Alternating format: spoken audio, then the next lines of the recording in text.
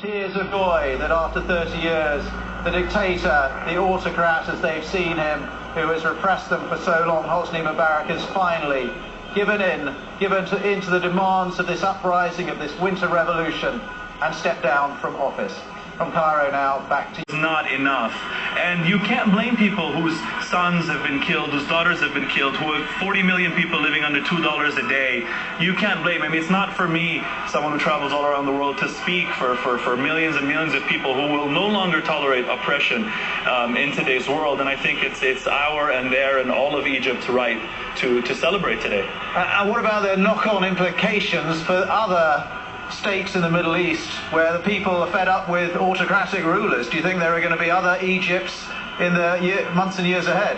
I mean, I would advise everyone to be very wise and to look diligently at their situation. I don't like the cut and paste kind of copy and paste scenario. I was a bit skeptical about it happening exactly the way as it happened in Tunisia.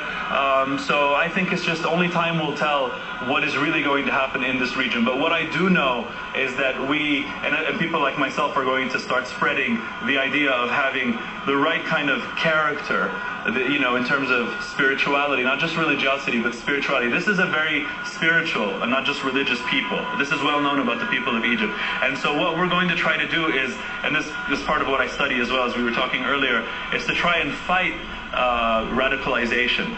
You know, we're going to de-radicalize the environment completely, and this is what I hope to be working on, so that whatever evolves, whatever emerges, is the most conciliatory and the most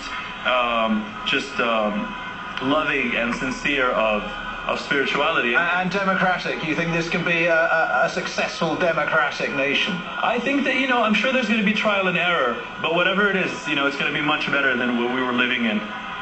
Really good to talk to you, Moez Massoud. Thank you so much for your insights. And against the military council to run the country's affairs, so now Egypt is in the hands of the army. So there are in fact concerns about whether this actually is an army. The move appear to have pushed the military into forcing him out completely. Hundreds of thousands marched throughout the day in cities across the country as soldiers stood by, besieging his palace in Cairo and Alexandria and the state television building. In a 20-second statement, Vice President Omar Suleiman brought to a close a 30-year-old reign of Hosni Mubarak.